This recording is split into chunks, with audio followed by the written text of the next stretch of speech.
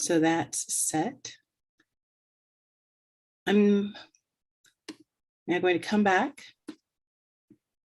I'm going to, I think, go ahead and introduce you before I put us in. I start sharing my screen. All right, so thank you everybody for coming to the third presentation. This is Yvette Gonzalez, and she is a humanitarian, bioastronautics and atmospheric researcher, spacesuit technician, and human resilience expert. And the work she does focuses on space technologies that solve different challenges here on Earth.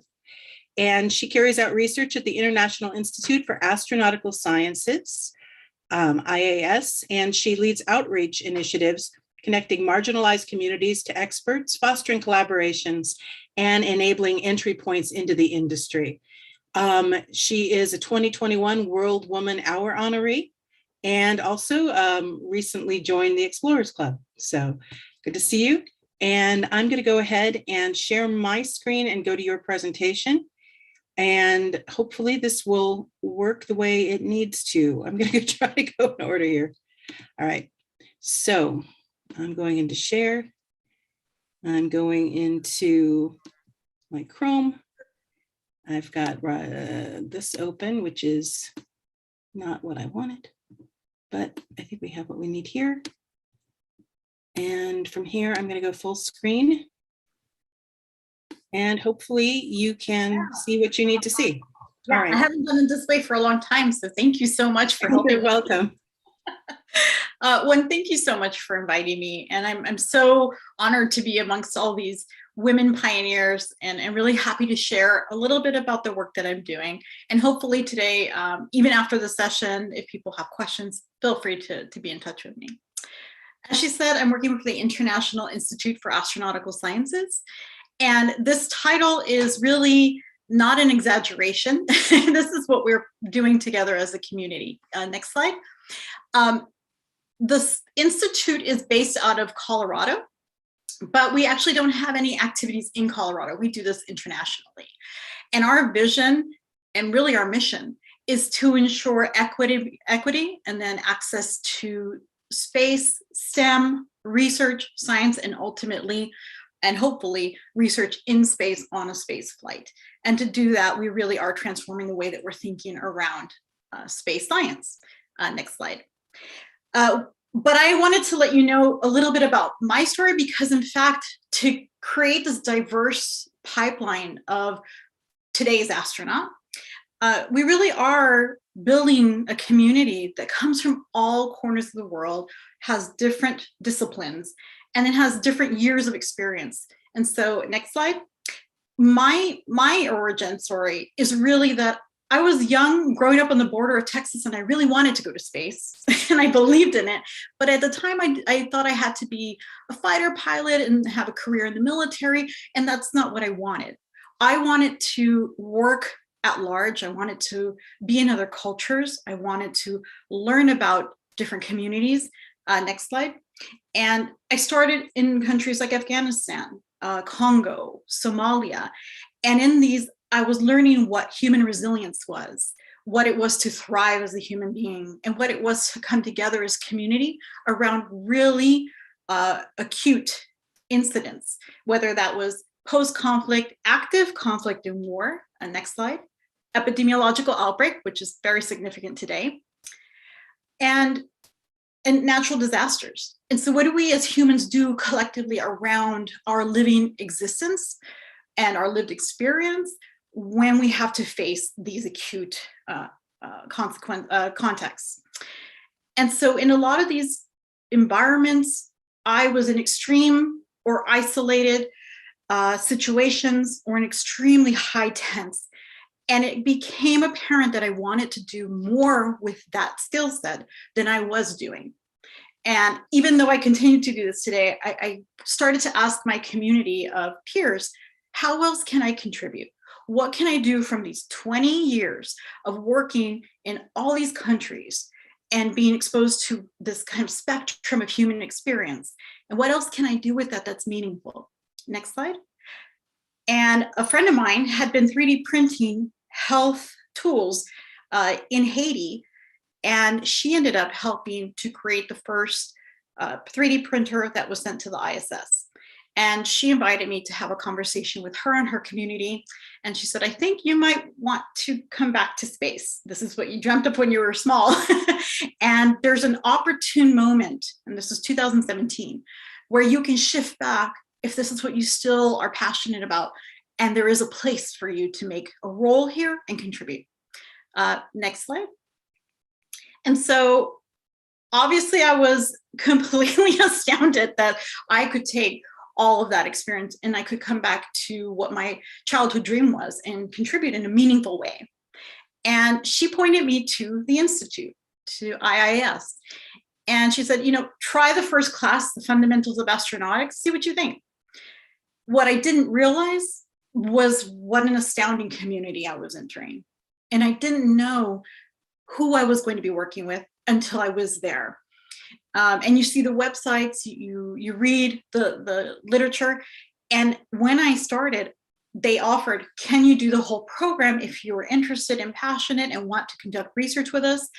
You are more than welcome to continue on a path to get a certificate and be a researcher with us. And this list is the path I took. This is the overall program plus a research project.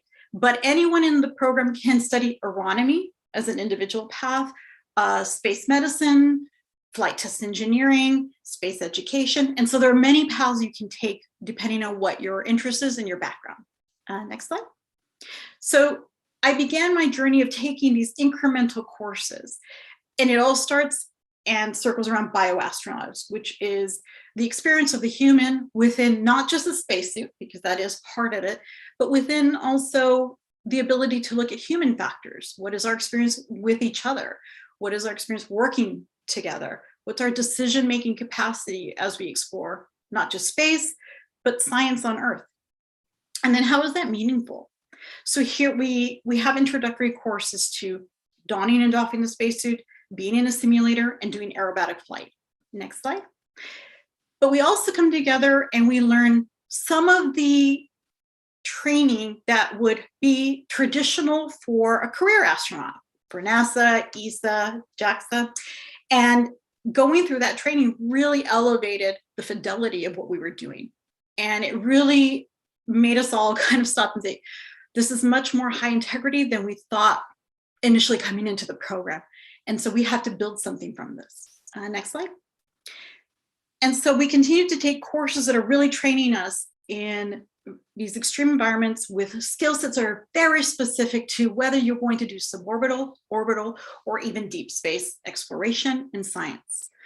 Here you'll see we do survival egress training, and we come together. It's a few days that we are together in Connecticut, and this really is the naval training that takes place for naval officers. And you probably have read some of the astronaut biographies that explain, this kind of training is one of the more extreme survival trainings you have to take. Next slide. And so a lot of this is really relevant. This is part of the survival training as well. You don't expect it because you think we're just going to be doing our finite atmospheric and climate research, which I'll talk about in a moment.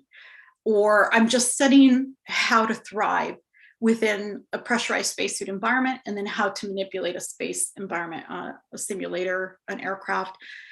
But it also is about the community and helping each other to get through all of these extreme situations. And so it's for lack of a better word, that bonding that takes place is helping us to learn from each other's experiences, and how do we bring that together to simulate what does it take to build a future together. Next slide.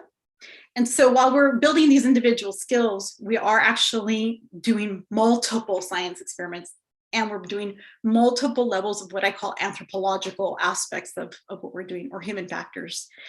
And so we are contributing to a spacesuit evolving its readiness levels to be used, the glove portions, the helmet, the body of the suit itself. And so we're helping the engineers who built this to advance their technology.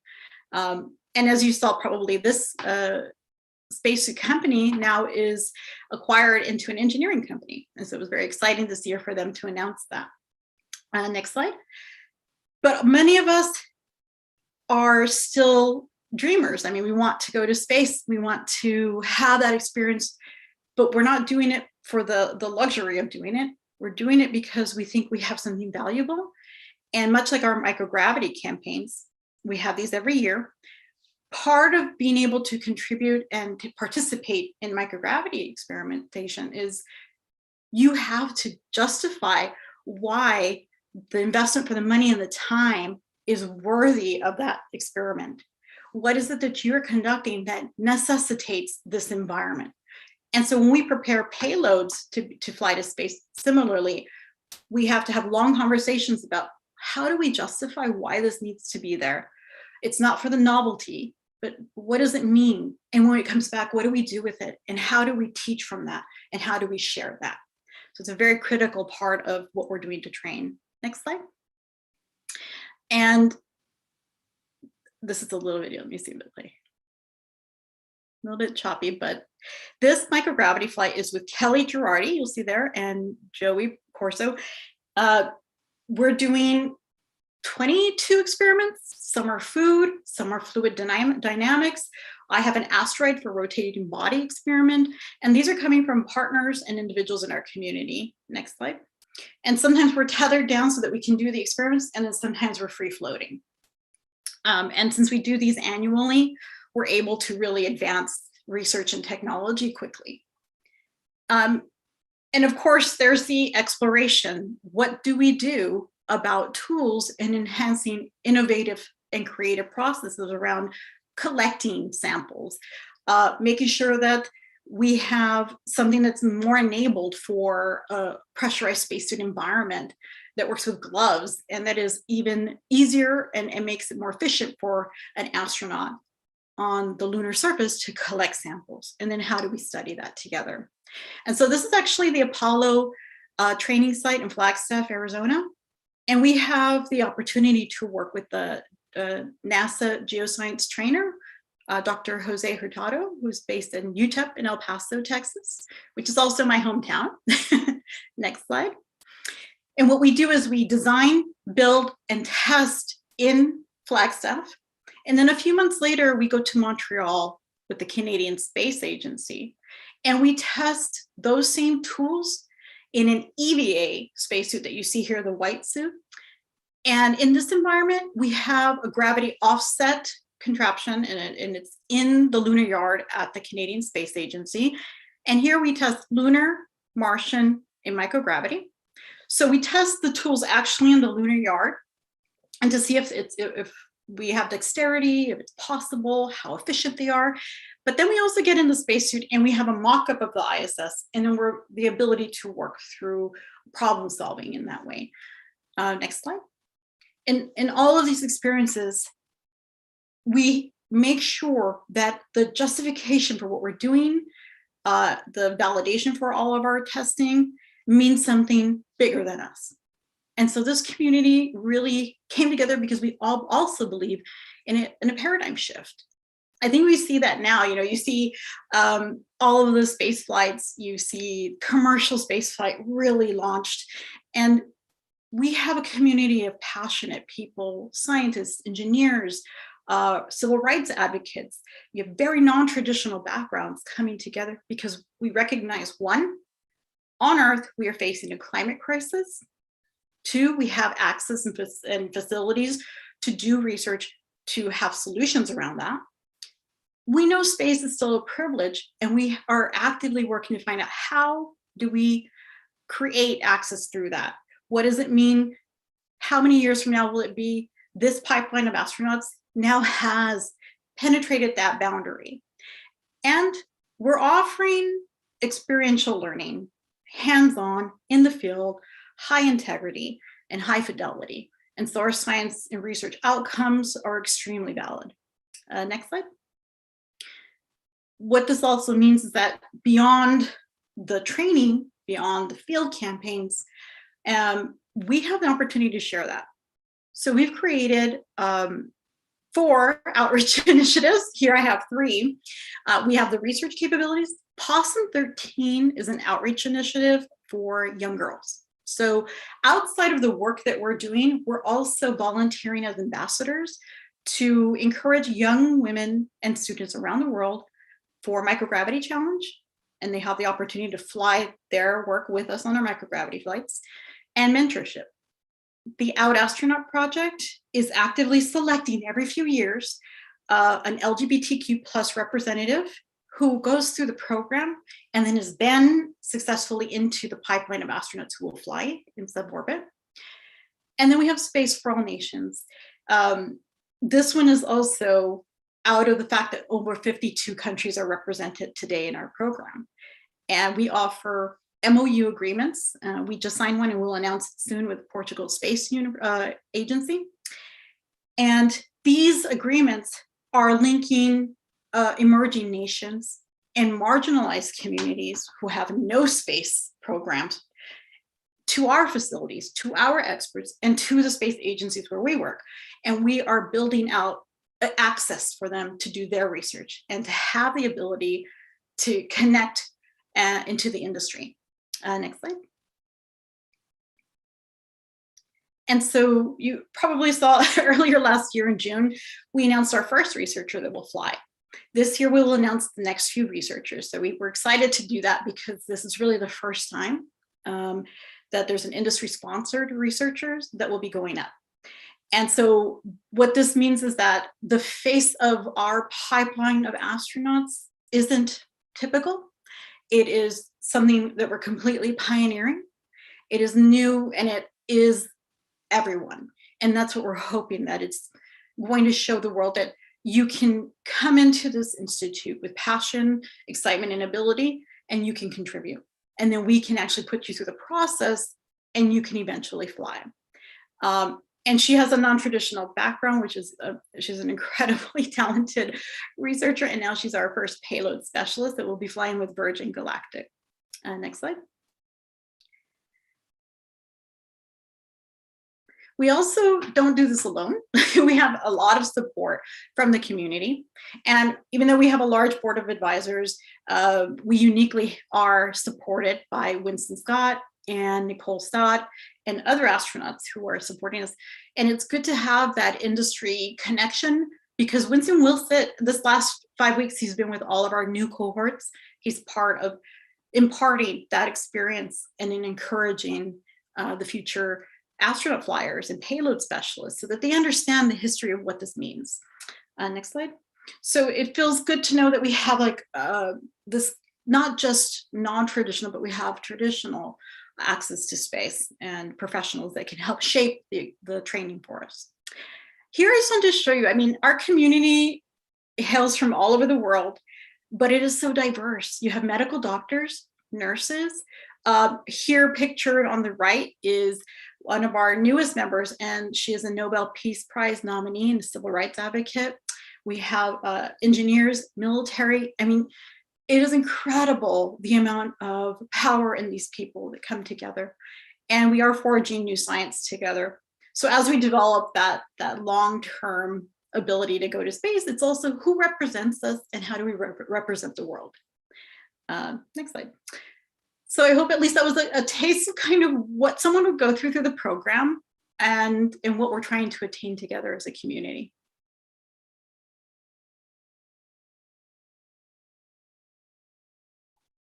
Oh, I don't hear you.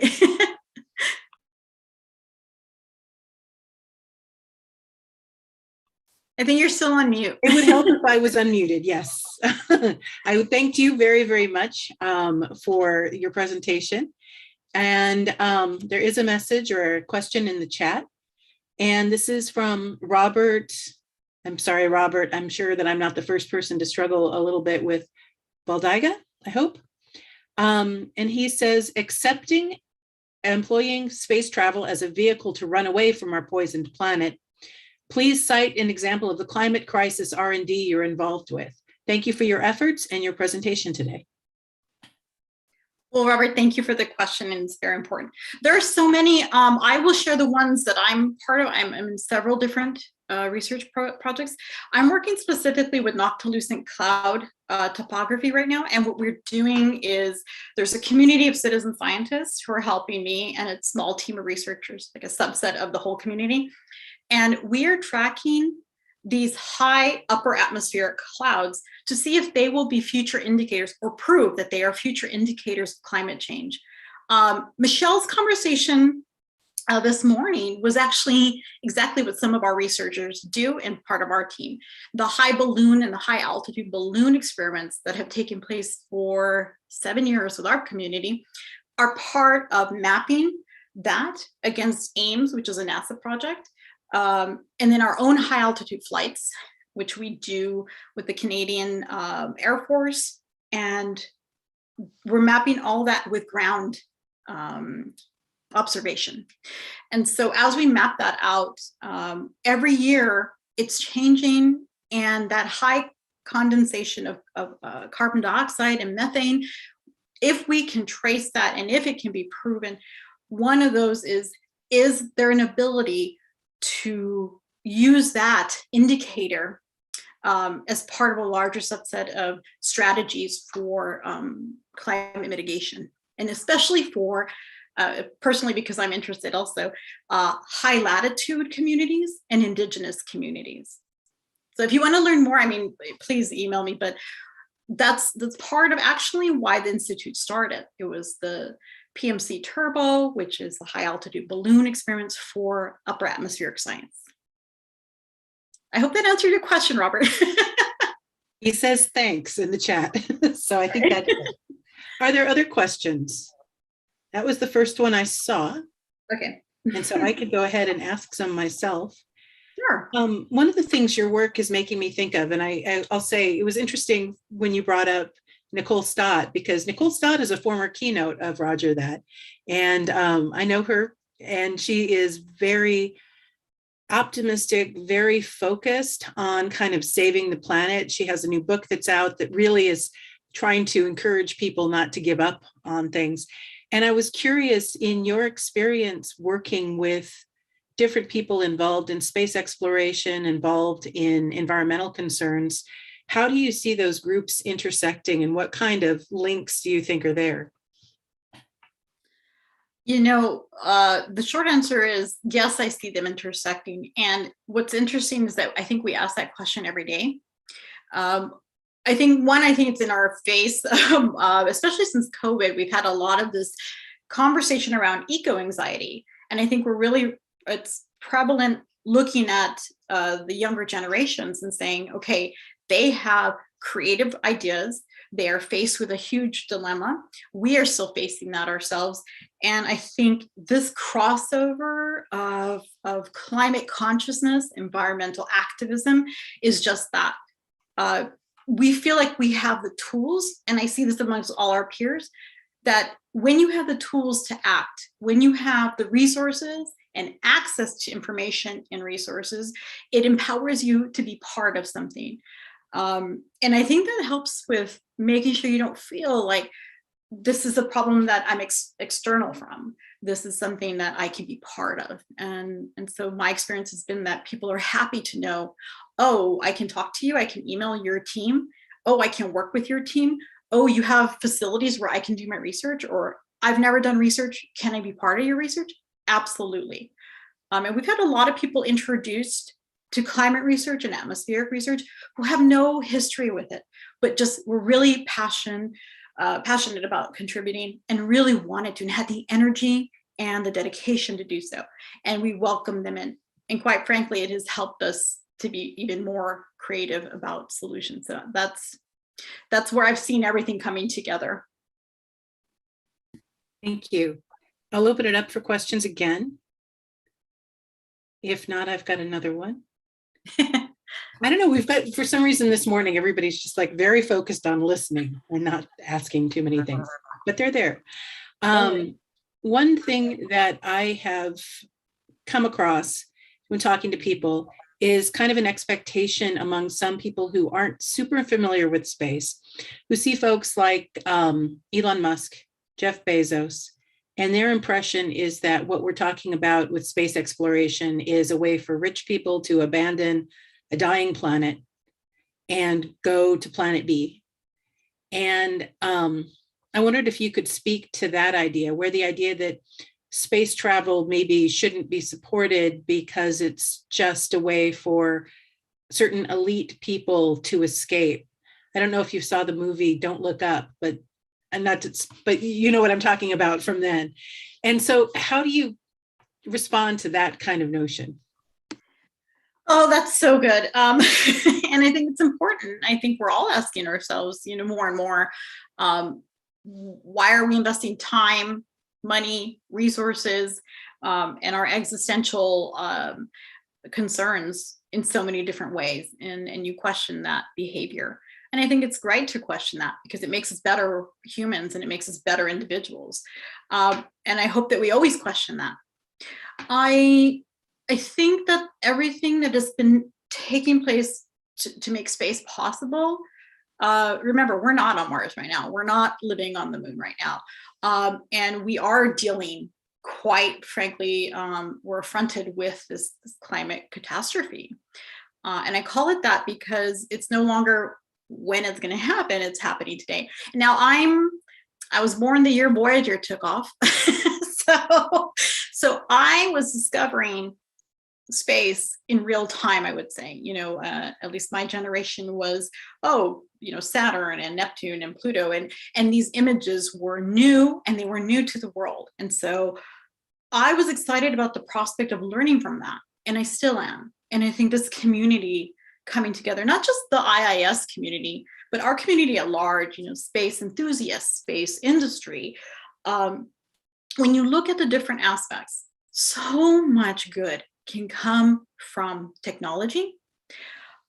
I often, when I'm speaking and mentoring young school age children, it's a question about go to your kitchen and grab, these three things. Well, that's possible because of space, canned food, thermometers for your ears, medical advancements, radiation treatment, all of the technologies that we take sometimes for granted because they've always been there. And when you really think about, wow, it would have happened eventually because we would have created, but it happened faster because we were attempting to imagine a time and a place in a world where we lived off planet. And I think that makes us grow as humans. I think that makes us advance quicker. And I think we've had a lot of progress because we tested beyond the boundaries of what we live and experience here. I don't see what's wrong or right or good or bad or shouldn't happen or should happen. All of that aside, we focus on, well, it is happening. So what good can come from it? When we consider this pipeline of astronauts, of course, we question, okay, what are we doing? Are we contributing to a positive narrative? Are we contributing to progress? Are we contributing to unity? What does it mean for not just Kelly to fly, but for the next few flyers to fly? And what do they represent? What will they do? Our plan is deeper on the out end of that. The prepping to go is one thing, but the out end is we have a whole plan. What do we do when we come back? And how is that going to help another generation? How is it going to help humanity at large? And what real ways is it applied? That was a long answer to your question. Oh, that was a good answer. And somebody sent me a message thanking me for asking about rich white guys in space. So that was a very good answer to that. I thought, unless there's another question, I feel like if I could just stare everybody down, they'd start raising their hands. This is like class. But I wanted to ask you a more technological question because I know you are a spacesuit technician. And I was curious about some of the challenges you've faced there and some of the things that occur to me to ask. In the Midwest chapter of the Explorers Club, maybe I'll put you in contact. There's somebody who works on spacesuit stuff too. And one of the things he's talked about is trying to keep the inside visor not fogged up and the challenge of that. And I'm also curious about the work that you do in analog habitats to try to create a situation that tells you about how the spacesuits would behave in space? Both good questions. So what I also have to, there's a distinction. There are spacesuit engineers and there's spacesuit technicians, and I'm the technician. So with the engineering for the visor, although I have been with the team and I have learned about it, I probably can't speak to that technology right now. But I know that there are materials being developed. I even mentor a young 7th grade group in California who won a challenge recently, who are creating a spacesuit. And the materials they chose were also not just for radiation protection, but for the visor and the metals that are used. So it's really fascinating to know what might be possible, but I couldn't speak to the precise materials right now. And then your second question was, in the analogs. So there's a distinction that we try to make, because our institute is not an astronaut analog institute, right? We're not doing habitats and just long duration living together. We actually have what we call analogous environments, like the Apollo training site in Flagstaff, Cinder Lake. It was analogous to the lunar surface. Microgravity is an analog environment for spaceflight. Such a useful tool. I think the more access that these environments have, and the more fidelity they have, and the more seriously they're taken, really incredible research can be conducted within them. And that can be not just scientific and not just engineering, but anthropological studies, which are also being done. Because there's larger questions at hand around space policy, space behavior, protective culture, all of that matters. So I think they're uniquely important. I think the more that we support the analog community, the better that we'll have test beds for, I think, science that we feel is relevant here and now. Thank you very much for that answer. I'm still looking through. I could ask questions forever. I'm myself an anthropologist. Well, I'll share a little bit about, I know that a lot of, organizations are out there, and we don't take lightly that we say that we're building a pipeline of astronauts. I mean, it took us 7 years to get to a point where we could say that. And it took us time speaking with commercial providers to know, can we say that? Because we care about the quality of the work that comes out. We care about the quality of people that we are working with. And then we do care about our contribution to the community at large. So this means not just with commercial spaceflight providers, but we want to work with industry, academia, facilities that have test beds for us. We want to offer the ability to have credible research done too. So it's really important that no one has to feel intimidated about being part of something. When you apply to be part of this community and you start to do research with us, I have to say it's very welcoming. There's that, what did Catherine say, that community effervescence? It's something we experience regularly. And I think it helps us to be better scientists. All right, thank you. I do have a question. Glenn Swanson has said, conservators in charge of maintaining the Apollo spacesuits are faced with issues regarding aging of materials. With newer material science, are there still lifetime issues that suit designers face? Yes, the short answer is yes. And I think that's similarly the materials for building, materials for spacecraft, materials, that's why I'm so, even Catherine was explaining, looking at perseverance, curiosity. I mean, we learned so much from those materials as well, but then what's the reality of the human experience within that? It's also about not just the deterioration of those materials, are they protective, and how long is the lifetime of protection? And is there an ability to repair in space? I mean, we face that here. We have to repair them ourselves every few years too. So yeah, it remains an issue. And I think there's a place and a space for people to want to contribute to that kind of technology. Right, thank you.